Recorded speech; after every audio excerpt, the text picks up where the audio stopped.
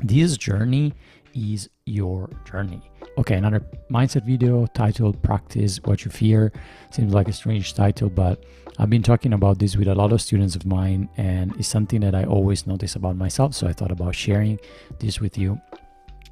So the whole concept is when we start our journey as musicians, performers, or composers or producers, we have an initial goal, right? So this is us, and we just want to get on top of the mountain, whatever the goal is. Can be a technical goal like a song, or monetary goals, whatever that might be.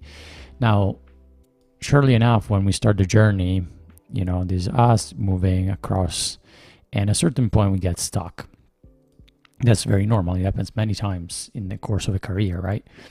And what I notice a lot of times is that when we get here, there are two ways we react usually.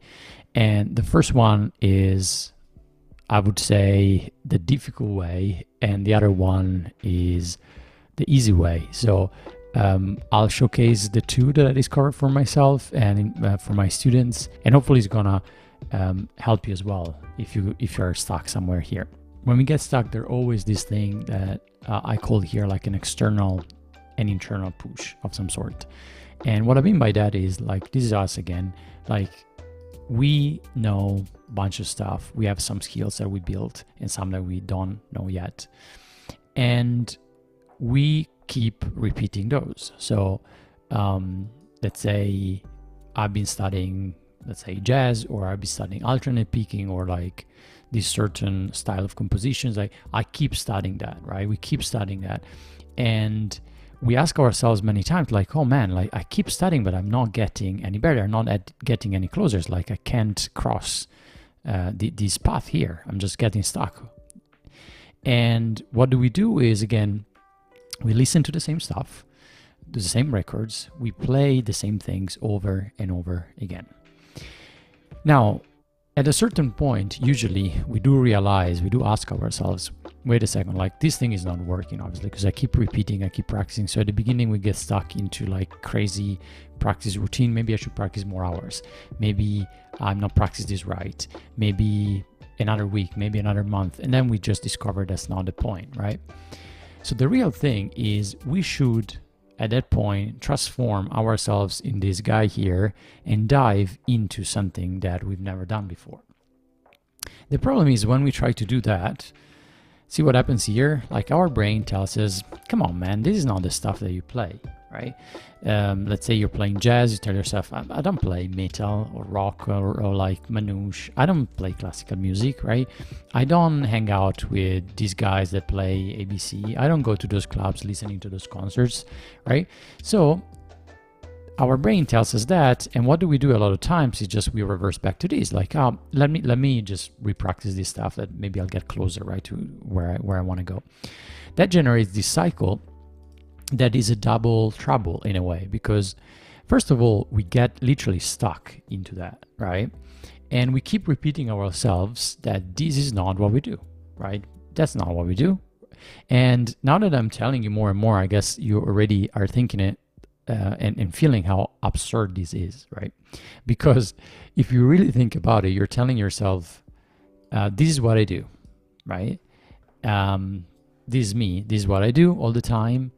And this is keeping me stuck, but this is what I do, right? If you think about it, it's kind of crazy, right? But we do that all the time, not only with music, with multiple things in life.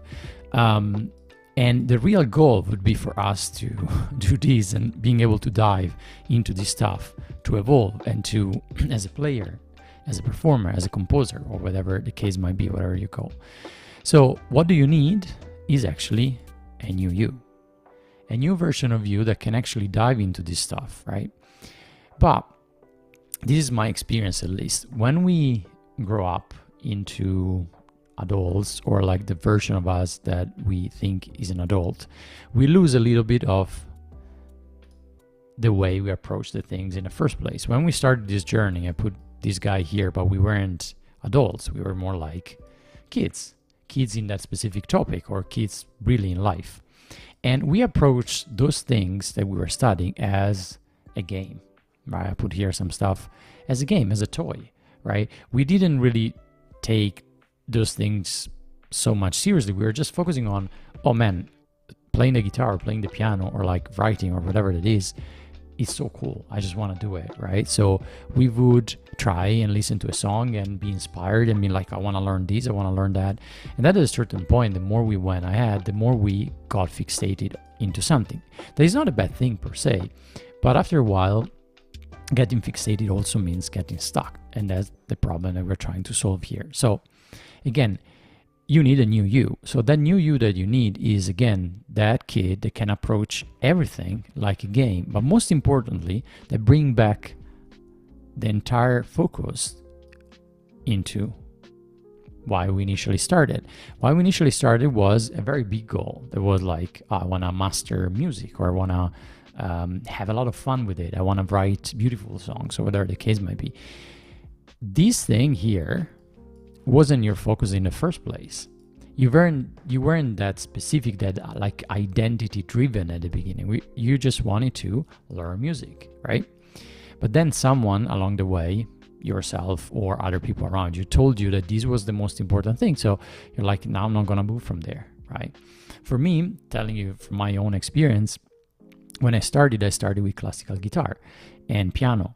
And then I moved into blues and rock, and then I got into jazz. And at that point, I got stuck because everyone around me was telling me that jazz was the most difficult music to master, and like I just had to focus on that, solely on that for a long time. And don't get me wrong, jazz is a complicated genre. It took me years, right? Like composition to master. But at a certain point, I stopped listening to other stuff.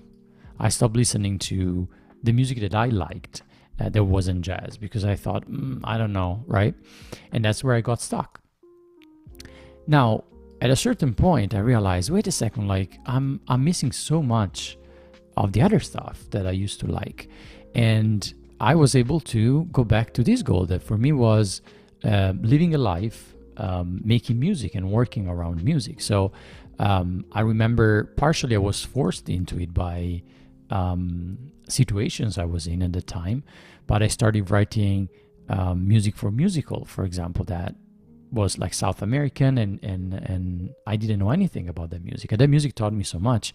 And at a certain point, I started hanging out with an amazing manouche style guitar player. And at the time, I wasn't interested in that music, but that taught me so much right hand guitar technique. And then a very good friend of mine was a great classical composer, and because I was writing music for musical, I wanted to learn some of that. And that by accident, basically step by step, I got unstuck from this thing, jazz is my only thing. And what happened at that point for me was that I really remember this. This was my goal all along, just learning music, have fun with it, and see where it goes. I got myself unstuck, and I got a little bit closer to the goal, right? And I remember that all this stuff, right? The different music, different genre, different people, it's for me to explore in order to have fun and reach my own personal goals.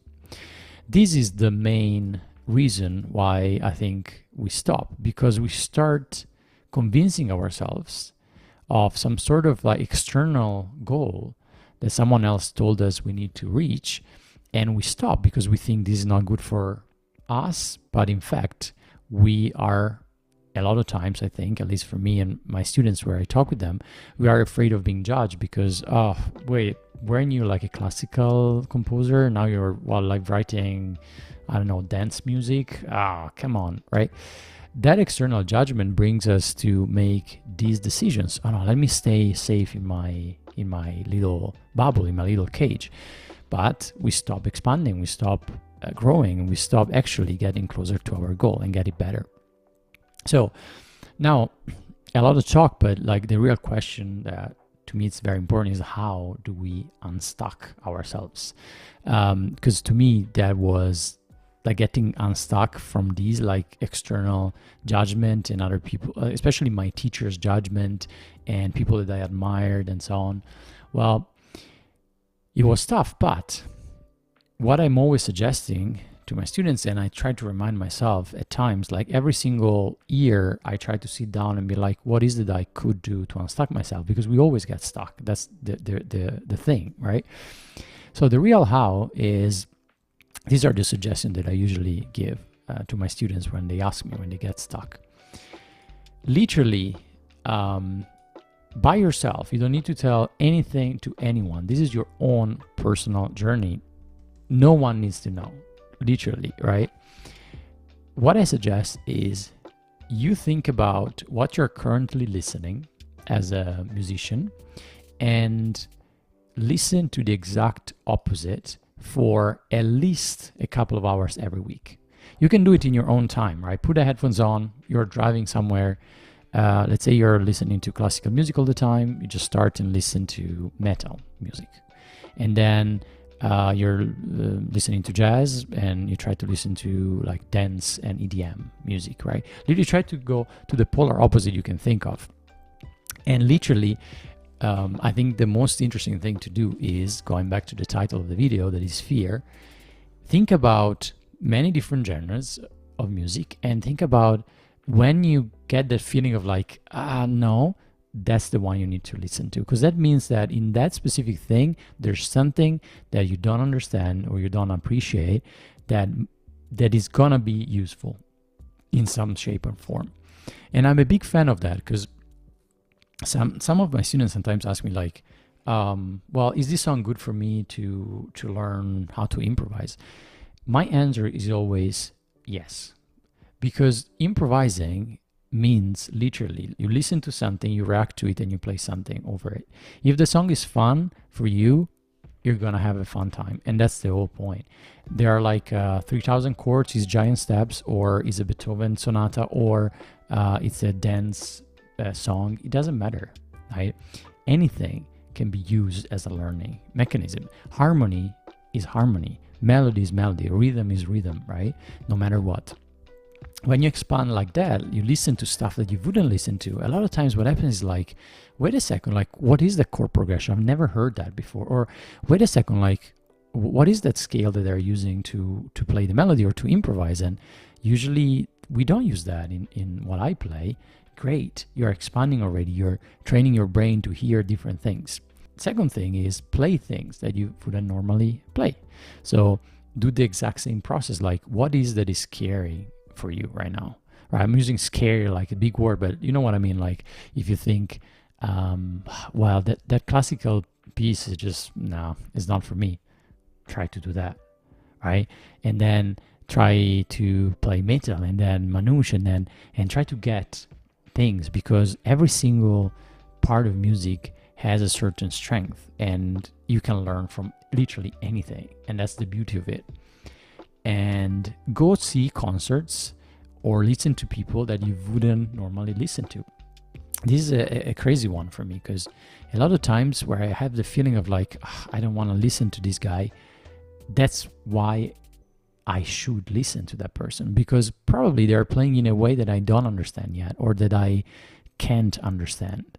And that generates like this sense of like, it's not for me. I don't understand this. I don't want to do it. Go in there and understand why, right? A lot of times you learn things and way of playing that you wouldn't normally explore.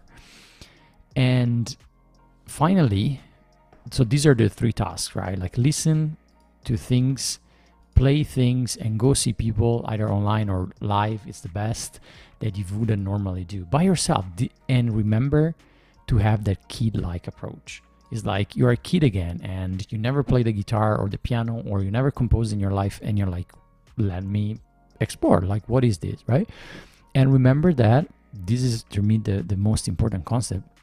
This journey is your journey.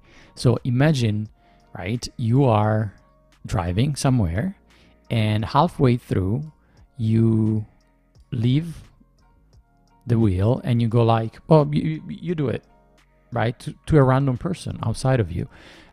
Guess what? You're not going to get here, because that person has different goals, right, and wants to go different ways, or is going to drive his or her own car at a certain point. So your car is going to crash somewhere, right? So remember, this journey is for you. So when you get stuck, it's up to you to get unstuck and go back to this approach. Just have fun with it. So I hope you enjoyed this video. This is something that I always talk about with my students, and I always remind myself, because the journey with music can be a beautiful one. But if you get stuck, if you get frustrated and you stop exploring, and so on, can become very frustrating and daunting, and at a certain point you will ask yourself, oh man, I don't like this anymore, right? That happened to me as well personally. I thought, this is just not for me. Music is not for me, right? I'm just getting stuck. When I started exploring, I told you, by accident, and then after a while by design, I realized, man, there's so much beautiful stuff to learn and experience, and that really brought a big change to me. That's why I wanted to share this with you. If you have any other questions, or you want me to explore different topics, or just tell me what you think about these. If you experiment in your life, just reach out with a message here on YouTube, or I have a free community on School. You have the link in the description, and I hope to see you soon.